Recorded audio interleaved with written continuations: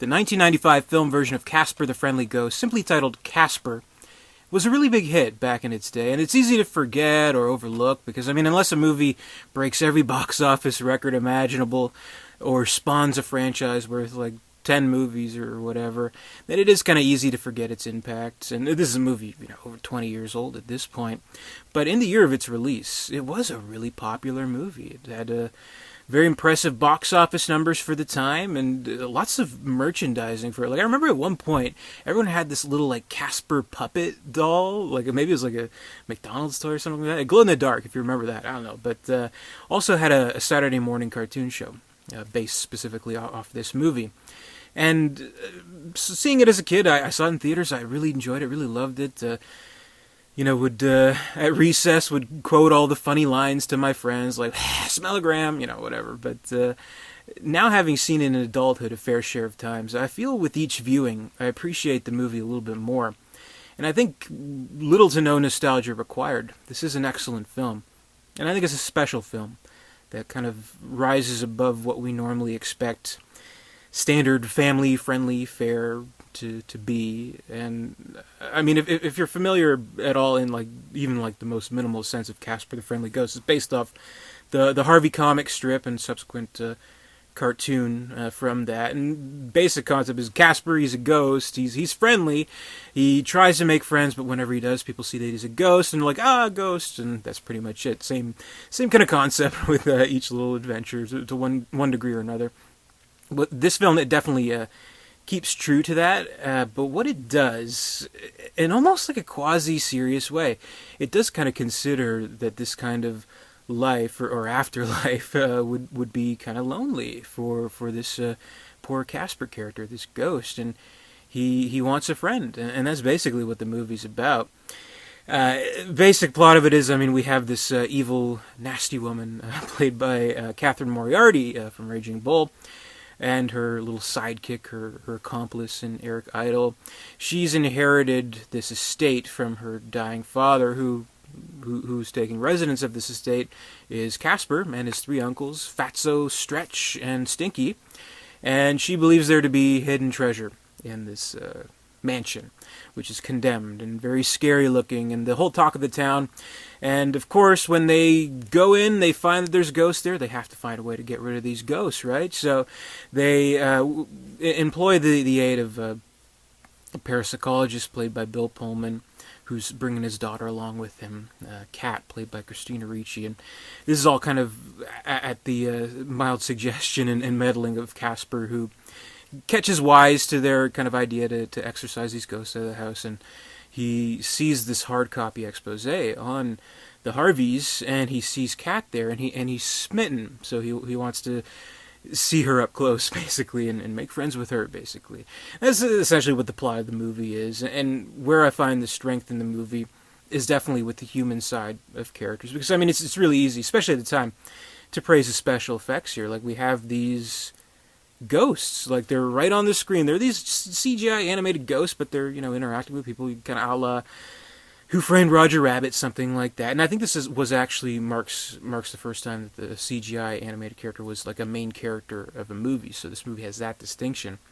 But I think the main strength is with Dr.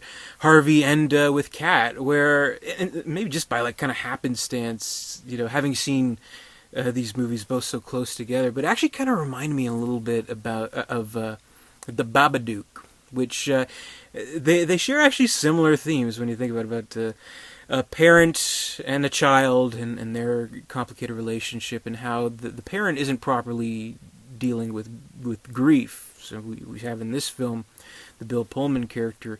He has not really found the ability to be bereaved properly of his wife's death, so he turns from a normal psychiatrist into this parapsychologist, and he's always trying to reach out to the dead in this kind of vain attempt to find his wife somewhere. They're moving from town to town and things like that, and what he's not really realizing is how much she's harming his daughter through all this. Going through town to town, she's essentially being robbed of a childhood, and she kind of has to work as almost like this caregiver role, working as in a weird way as both wife and daughter to him, because he's this kind of bumbling fool, a little bit like we see in the scenes where he's not really able to figure out anything about like the fuse box, doesn't know how to unpack and things like that. So her childhood's pretty much stopped short. She can't really have a normal life.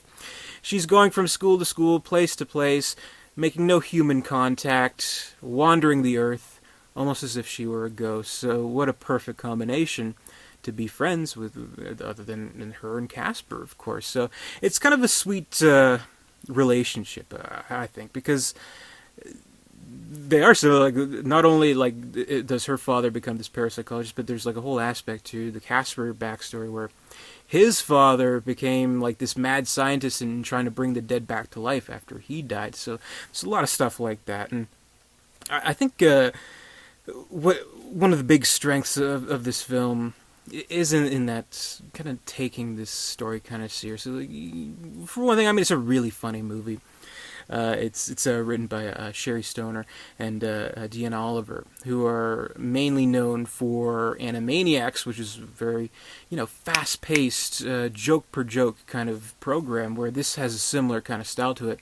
There is like whip smart and clever dialogue and very rapid paced one-liners, like really fun, even like stuff that like kids probably won't get. Like there's one scene like the three uncles are eating at the breakfast table, they're just pounding down food, and Fatso's like, I feel like Oprah on hiatus. I think it's really funny, stuff like that, and like really funny cameos too, like at the beginning of the movie when they're trying to find the right people to get the ghosts out of the house. We've Father Sarducci from Saturday Night Live is like, oh yes, a piece of cake, a piece of crumb cake, I get the ghost out of here, no problem. And he goes in, we don't see what happens on the inside, but he comes out in a similar vein to The Exorcist. His head is twisted all the way around, he has green vomit all over him, and it's just like, I don't think many kids are gonna like pick up on The Exorcist references, to be honest, or maybe they would, I don't know. But also cameo from Dan Aykroyd, where he's dressed in full Ghostbuster outfit, even like with the name tag stance on his lapel there, and he's like, who are you going to call? Somebody else. So funny stuff like that, and even like cameos, like when Bill Pullman's look in the mirror, he turns into Rodney Dangerfield, he turns into Clint Eastwood, and he turns into Mel Gibson, and then he turns into the Crypt Keeper and all that kind of stuff. So there's good stuff like that, and really funny elements. But I think in taking this bizarre world of the afterlife and ghosts with the undeniable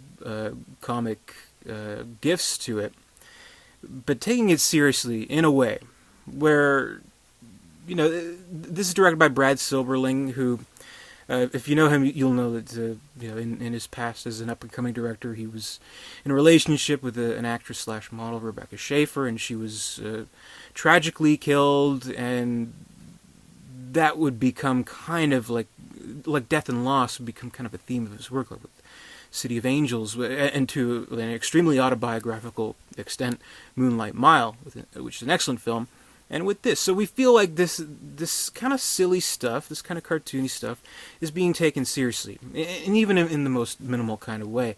And in that sense, it is a pretty moving film, I think. Like, I remember when I saw this in the theaters as a kid, there's this scene where Casper is finally remembering the day he died, and he's talking about going out sledding all day and staying out in the woods, then getting cold, then getting sick, and I just remember bawling at that scene, being so saddened by it, because like the previous year I had pneumonia, and I was about to die. I had priests give me my last rites, and well, I got better. Obviously, I'm here now, but in the weeks and months past, people were telling me oh, you were gonna die, right? I'm like, what? And so I don't know if this movie can evoke that kind of thought in a child, where it's like thinking about mortality and thinking about, wow, what would I leave behind if I died, without even realizing how serious the concept is at such an early age.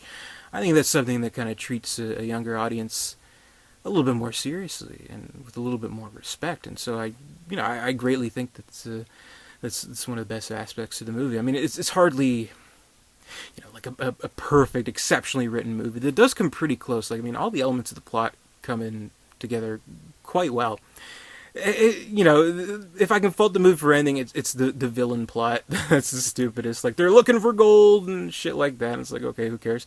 But the stupidest part has to be there's a whole plot aspect about a machine that Casper's father had indeed invented that would bring it back to life. There's only one vial of this little solution, this formula that makes the machine work to bring the dead back to life.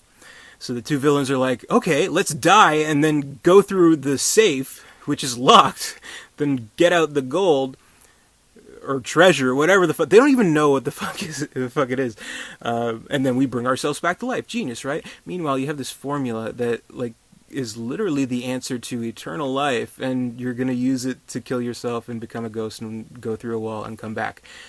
What the fuck? But I mean, like, there's silly stuff like that, but hardly anything that's too insulting or anything like that. And I do think this is a special movie, and I think it is kind of this sweet, innocent adolescent romance between the Cat and Casper characters. Not like a deep kind of thing, but it's sweet, it's innocent, it's preteen, it's that kind of thing. And, there's funny stuff about adolescence where Kat and her father, they're having this conversation. She's like, oh, I want to look pretty for the prom, I want to look nice as if I were going on a date or whatever. And he's like, oh well, honey, and he's like getting ready for like the birds and the bees talk. And she's like, Dad, it's a little late for that. And he's like, oh wait, how late? She's like, no, not that late, Dad. We can like visibly see him avoiding a heart attack. So stuff like that. So I thought the father-daughter relationship was really good and really funny with the uncles. They're like, kind of like the Three Stooges with attitude. Really quick, fast-paced, funny dialogue.